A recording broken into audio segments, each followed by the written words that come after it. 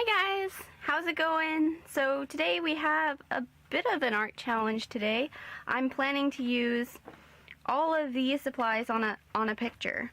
So we have Copic markers, Micron, washi tape, puffy paint, glitter, clear gloss, and nail polish.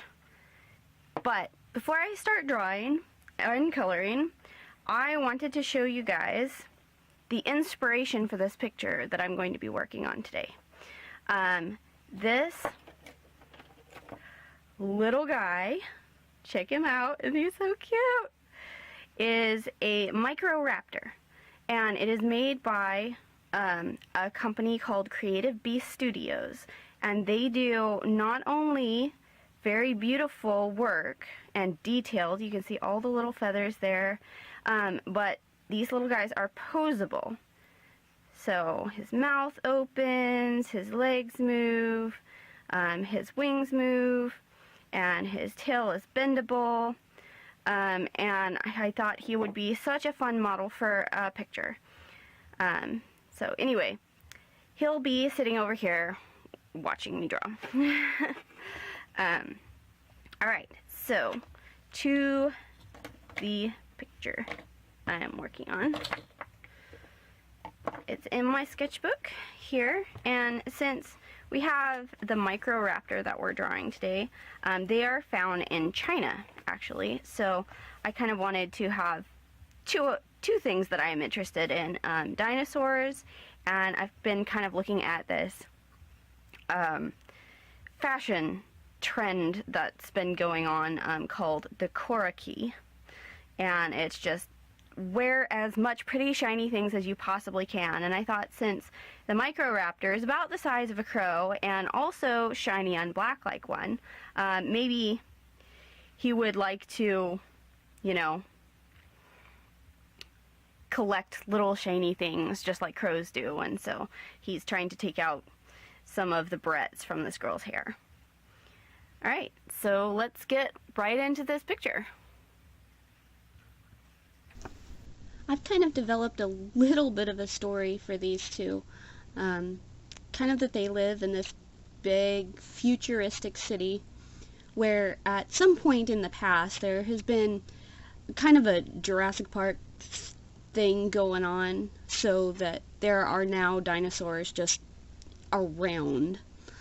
And she found this little guy as an egg and hatched him and raised him, and they're besties now. You know, he goes everywhere with her, is always on her shoulder, and always playing with the little things in her hair and her necklaces and everything. And every once in a while he'll disappear and come back with a new shiny thing for her, you know, brings her these little presents. But he has also become her protector.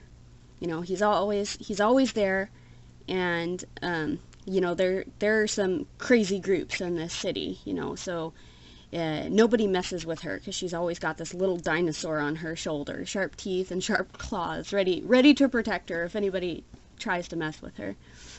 I don't really have much further than that. I don't really even have names for them yet. So if any of you can think of a good name for this duo here, put it down in the comments. I'd like to see your thoughts about that. Microraptor is actually a super cool dinosaur. A lot of that is because of how much we know about it. It comes from a place in China, which I won't even pretend to know how to pronounce, but in that area, most of the fossils that they find there are super well preserved. And the Microraptor specimens that they have, at least some of them, actually have feathers fossilized on them. And it turns out that they have really long feathers on both their arms and their legs. So it's like they had wings on both sets of limbs. So scientists think that they probably lived in trees and used those to glide across the forest. But even cooler they have looked at those feathers under a microscope, and they can actually tell that they were this iridescent black. So they were black, but they could kind of shimmer in the light with these different colors. And that's super cool. You see that in like starlings or something like that. But that definitely ups their coolness factor for me, at least. I wanted to talk a little bit more about Creative Beast Studios and David Silva, the guy who actually sculpted the Microraptor that you saw. In his bio it says that he worked for some pretty big name toy companies as a sculptor, doing the sculpting work for the toys that they made. But there was something that he noticed.